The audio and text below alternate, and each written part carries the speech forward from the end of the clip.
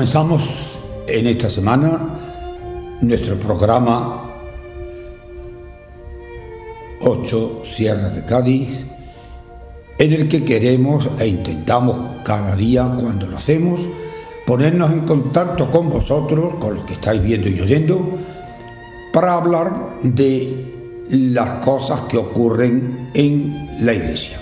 Por eso le llamamos Iglesia al Día, porque intentamos hacer comentario, a veces también una especie como de catequesis, para que el pueblo que hace o vive o realiza estas acciones, estas cosas, estos acontecimientos, tengan una idea clara de lo que están haciendo y por qué se hace. Esta semana hemos comenzado, llevamos solamente unos días, ese largo periodo de 40 días que llamamos la Cuaresma cristiana. Cuaresma que tiene su raíz o su antecedente en el pueblo de Israel, en los tiempos en que Israel, el pueblo judío, era llamado, sigue siéndolo, porque así está en la Biblia, el pueblo de Dios, el pueblo elegido. Y las normas y leyes de ese pueblo, de las que en su inmensa mayoría fueron promulgadas por Moisés, el gran enviado de Dios, el gran profeta, después de él no ha habido ninguno como él, estableció que en determinados momentos del año llamaríamos civil, la actuación religiosa del pueblo también tuviera una parte interesante y organizada. Y para eso se establecieron los jubileos. Así se llama a un tiempo en que, la palabra lo dice, júbilo, alegría, satisfacción, algo que produce bienestar. El pueblo de Israel intentaba, porque así lo quería el Señor y así lo mandó, poner las cosas en su sitio. Y así lo dice la Biblia, que cada cosa esté en su lugar, que el que debe pague, que el que roba devuelva, que el que no ha hecho el bien intente hacerlo, que se acoja y se ayude al necesitado, que se compartan los bienes y no se acumulen en determinados sitios o personas, mientras otros muchos se quedan sin nada, etc. Eran tiempos de purificación, tiempos de penitencia. La penitencia es arrepentimiento y manera de cambiar. La penitencia no es decir yo voy, me confieso, pido perdón y ya sigo. No. La penitencia propiamente dicha, la que la Iglesia nos aconseja, la que debemos hacer, la que se hizo siempre entre los creyentes, es un deseo de cambiar, de renovarse, de vivir una vida más de acuerdo y más conforme con lo que Dios nos va pidiendo en cada momento a cada uno.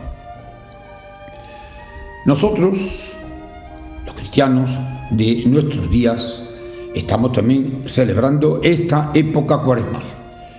Para nosotros ahora la época cuaresmal es una especie como de preparación larga, intensa, para celebrar al final de ella, en los días últimos, la Semana Santa que llamamos, celebrar y revivir los misterios de nuestra redención.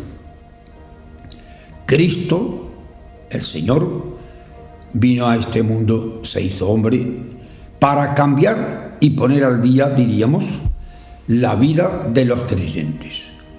El Antiguo Testamento, porque eso se llama así, antiguo, lo que fue, empezó a ser el Nuevo Testamento, la nueva forma de vida, la nueva norma de dar culto a Dios, de hacer lo posible por obedecer sus mandatos y de vivir nuestra vida social como cristianos, siguiendo la manera de vivir, la manera de enseñar, la manera de ser del propio Cristo, nuestro Maestro. En la mayoría de nuestros pueblos, este tiempo de la Cuaresma comienza casi siempre con ese ejercicio que llamamos del Vía Crucis, camino de la cruz. así se dice en nuestra lengua española, la que en latín es Vía Crucis. ¿Y en qué consiste ese camino de la cruz y por qué se hace? Pues en primer lugar consiste en recordar, en ir dando ahora y en nuestros sitios donde estamos, los pasos que dio el propio Jesucristo en aquellos días en que sufrió y padeció su pasión desde la oración del huerto hasta la resurrección. Concretamente para nosotros en España y muy en particular para lo que es y fue siempre la diócesis de Sevilla, la archidiócesis de Sevilla, que ahora está compuesta por varias diócesis, entre ellas la nuestra, la de Asidonia Jerez, la de Cádiz, la de Córdoba, etc. En nuestra diócesis el Vía Crucis tiene un antecedente muy notable. Es bonito que aprendamos o que sepamos la historia de él, porque así cuando lo hacemos no nos quedemos con lo que mucha gente cree, una procesión con un crucifijo o con una imagen de Jesucristo, con la cruz a cuesta o paciente de la manera que sea. No. El Vía Crucis no es una procesión, es una meditación que se hace muchas veces en el templo, pero también públicamente y por las calles. Y vamos dando en ese espacio de tiempo que empleamos en hacerla la ocasión de que pensemos y recordemos qué hizo Jesús en aquellos momentos de su pasión sagrada. ¿Por qué digo que sobre todo en Andalucía y en la archidiócesis de Sevilla?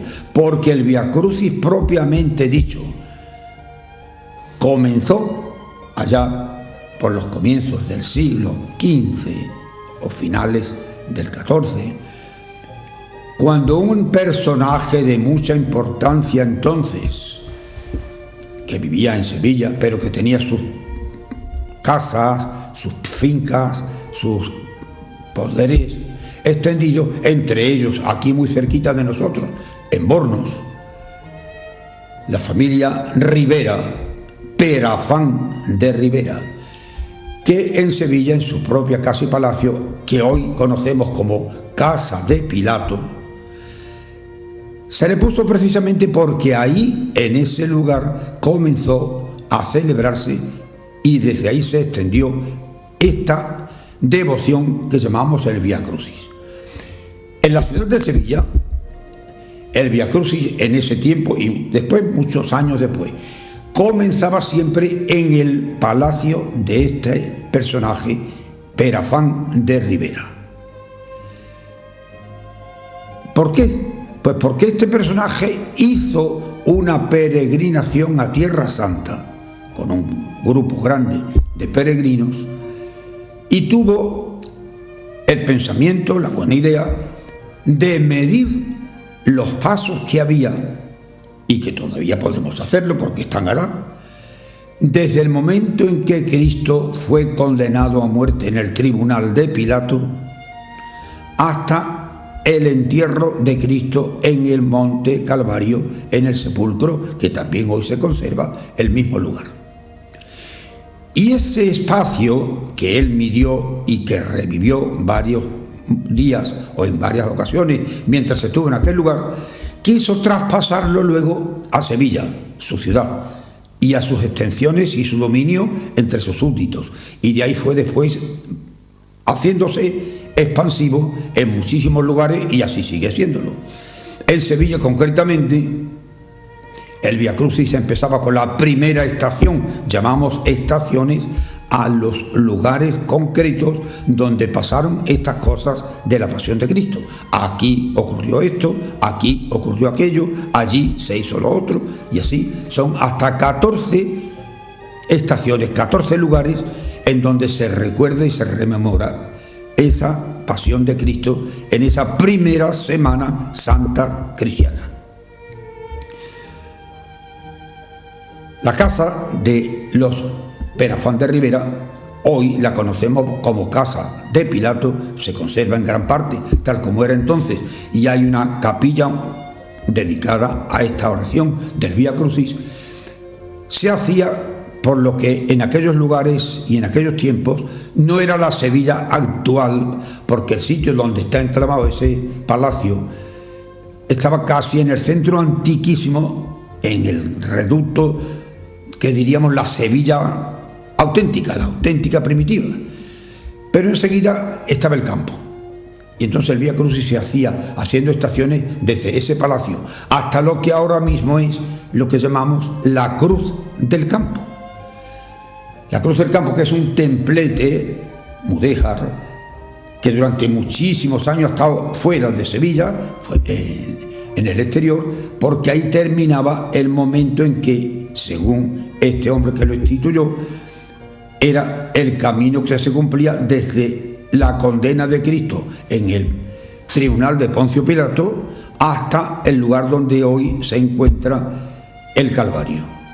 Esa cruz del campo que se conserva, aunque hoy está casi metida ya en el entorno de la Sevilla moderna, que ha edificado muchísimo, se ha extendido mucho por ese lugar, y ya la cruz del campo no está como estaba fuera de la ciudad, sino está incluida dentro de las urbanizaciones que se han hecho a su alrededor.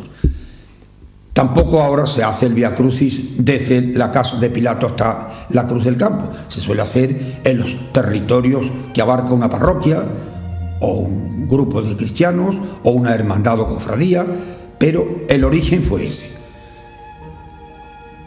Esas 14 estaciones que en todos los sitios, y aquí también lo hemos hecho precisamente muy a la ligera y muy corriendo, porque nos llovió precisamente este día en que lo hemos hecho, que fue el sábado por la tarde, tuvimos que salir a la ligera, cubrir la sagrada imagen de Jesucristo, que el Señor que iba presidiendo en su imagen esa estación, pero en fin, hemos comenzado a hacerlo y se seguirá haciendo.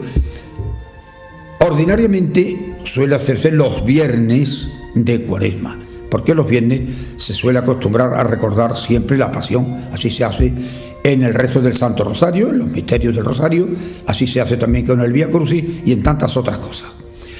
Pero quiero hacer hincapié en que el viernes de todos los días del año, pero principalmente en la Cuaresma, la Iglesia estableció una manera de hacer penitencia y de recordar la pasión de Cristo, que es el ayuno y la abstinencia.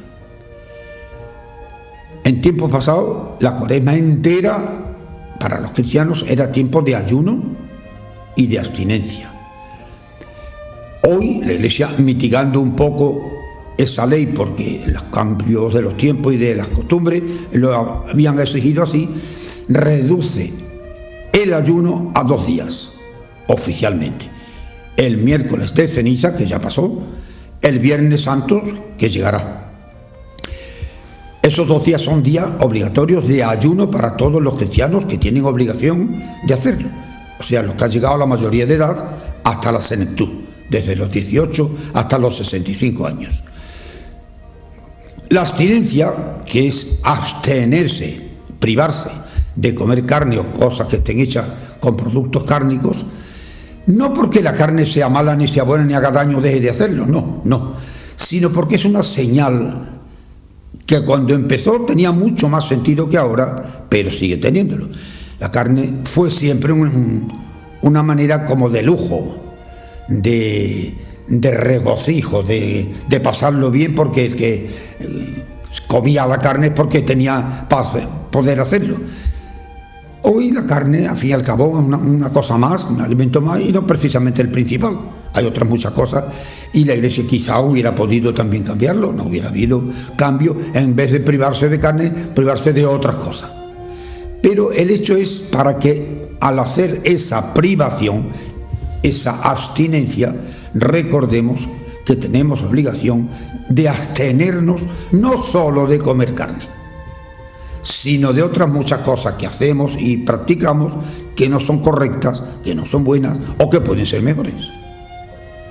Entonces, la Cuaresma para nosotros es tiempo penitencial. Para muchos, y no es que yo quiera con esto echárselo en cara, no, ni mucho menos, para muchos la Cuaresma es preparar sus cofradías y sus hermandades y sus procesiones. Muy bien, y hay que hacerlo, y es bueno que se haga. Es una manera de hacer públicamente una profesión de nuestra fe en esos misterios. Pero que no se nos coja como se está haciendo, y lo hemos oído más de una vez, fiestas populares, fiestas de interés turístico, mire usted, y hay que insistir mucho en ello. Populares no, en el sentido del populismo no. Populares que son del pueblo sí, pero del pueblo cristiano. Los pueblos no todos son pueblos cristianos. Lo que pasa es que luego cambian el sentido y el modelo y la forma. Se distraen, lo pasan bien, festejan con motivo de lo que es cristiano y hacen lo que no es cristiano. Hace muy pocos días oía en una de las noticias que nos dan cada día en la televisión y en la radio, hablando del carnaval, la fiesta principal del pueblo. Mire usted, la fiesta principal de un pueblo cristiano no puede ser nunca el carnaval, ni la feria.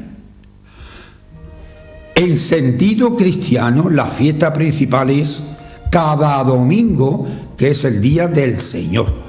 Por eso se llama domingo, que en latín, dominicus, dominica, quiere decir día dedicado al Señor. Los cristianos no echan mucha cuenta de eso, la mayoría. Sí le interesan mucho las procesiones y las cofradías, que repito, no es que sea malo, no, puede y debe hacerse. Pero no manda Dios en sus mandamientos que hagamos procesiones y saquemos pasos a la calle. Sí manda que santifiquemos el día del Señor el domingo, y muchísimos cristianos no lo hacen. Y creen que cumplen con aplaudir, y qué bonita va, y qué preciosa va, y qué bien la ponemos, y cuánto me gusta, y qué bien lo paso. Muy bien. Pero eso no es la ley de Dios. Eso lo hemos puesto nosotros. Y en la Biblia, y precisamente en estos días, hemos leído en la Sagrada Escritura que el Señor nos echa en cara: no cumplid los mandamientos de Dios y habéis inventado vosotros muchos mandamientos. No manda Dios muchas cosas de las que hacemos, las hacemos porque nos gusta o porque queremos, pero con eso solo no se agrada a Dios ni se obedece. Se obedece y se agrada a Dios cuando se cumple lo que Él nos manda. Ayer mismo, en el Evangelio que leíamos en la misa, ya misa propia de la Cuaresma, nos dice el Señor, estas son sus palabras: yo no quiero que hagáis estas cosas que hacéis, que las habéis hecho porque os sale de vuestra voluntad. Quiero que cumpláis la mía, mi voluntad, mis mandatos. ¿Y cuáles son sus mandatos? Pues la ley de Dios, los mandamientos, y sobre todo el gran mandamiento del amor, el mandamiento de la caridad. Precisamente ayer había en el Evangelio como dos grupos en los que el Señor se fija intensamente. Cuando venga el Hijo del Hombre, el Hijo de Dios, Cristo, a juzgar a este mundo, dice el Señor, hará lo que hace un buen pastor, que cuando tiene una piara grande y hay cabras y ovejas, sabe poner a cada una en su sitio, y pone las ovejas a un lado, las cabras a otro. Dice el Evangelio, pondrá las ovejas a su derecha y las cabras a su izquierda. Está hablando de cómo será el juicio que Dios haga de nuestro comportamiento. Y cuando el Señor le diga, venid vosotros, a los que están a su derecha, benditos de mi Padre, porque hicisteis lo que yo quería que hicierais. Me disteis de comer, me disteis de beber, me vestisteis, me visitasteis, os cuidasteis de mí, me disteis posada, etc. Dice, y le preguntarán, Señor, ¿y cuándo hemos hecho contigo estas cosas? ¿Cuándo te hemos dado de comer o de beber? Y le contestaré, ¿cuántas veces lo hicisteis con cualquiera de esos pequeños mis hermanos? Los pobres, los humildes, los necesitados. ¿Cuántas veces lo hiciste con ellos? Lo estabais haciendo conmigo mismo. Por eso yo ahora os lo pago. Y a los de su izquierda, malditos, id al fuego eterno, a donde están el demonio y sus ángeles rebeldes. Y le preguntarán, ¿y por qué? Pues porque no me disteis de comer, ni me disteis de beber, ni me disteis vestido, ni... Y le preguntarán igual, ¿y cuándo hemos hecho eso contigo? Cuando no lo hicisteis con cualquiera de los necesitados que son mis hermanos, tampoco lo hicisteis conmigo. Entonces lo que el Señor nos dice, aunque no lo diga con la palabra, pero sí con esta forma de actuar, es que Él no nos pide, insisto, en que hagamos preciosas procesiones, en que hagamos pasos magníficos, en que compremos y pongamos a la Virgen mantos riquísimos, en que, etcétera, etcétera. Que nos pide, sobre todo y antes que nada, que practiquemos las obras de misericordia, las obras de caridad, que manifestemos nuestro amor a Dios en el amor al prójimo, porque el prójimo representa a Dios. Los bienes del mundo no los ha creado Dios para un grupo, para unos privilegiados. Los bienes del mundo y el mundo entero lo ha creado Dios para las criaturas que Dios ha creado también a su imagen, las personas humanas, el hombre y la mujer. Por lo tanto, los bienes de este mundo todos deben estar en funciones del bienestar y de cubrir las necesidades que el hombre y la mujer, la persona humana, tienen y han tenido siempre y seguirán teniendo hasta el final de los tiempos. Por eso nuestra Cuaresma, la que ahora mismo estamos viviendo, y en este año en que el Papa ha querido que sea un día o un año expresamente dedicado a la misericordia de Dios, porque el nombre de Dios es misericordioso.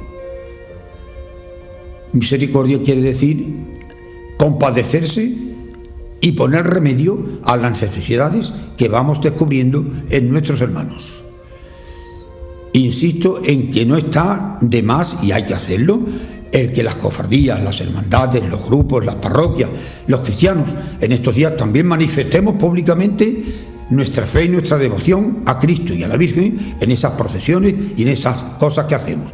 Pero sobre todo el Señor nos pide que vivamos y cumplamos con sus mandamientos y que tengamos prácticamente las obras de misericordia como norma de nuestro comportamiento. Vamos a intentar hacerlo, así haremos lo que el Señor nos pide, así seremos de verdad lo que del carnaval dicen algunos, las fiestas grandes del pueblo. No, las fiestas grandes del pueblo cristiano son estas en las que nos alegramos de recordar estos misterios, de revivirlos y de ponerlos en práctica. Vamos a intentar hacerlo de esta manera y así daremos gusto a lo que Dios nos pide y también nosotros mismos estaremos más a gusto con lo que hacemos. Que Dios os guarde.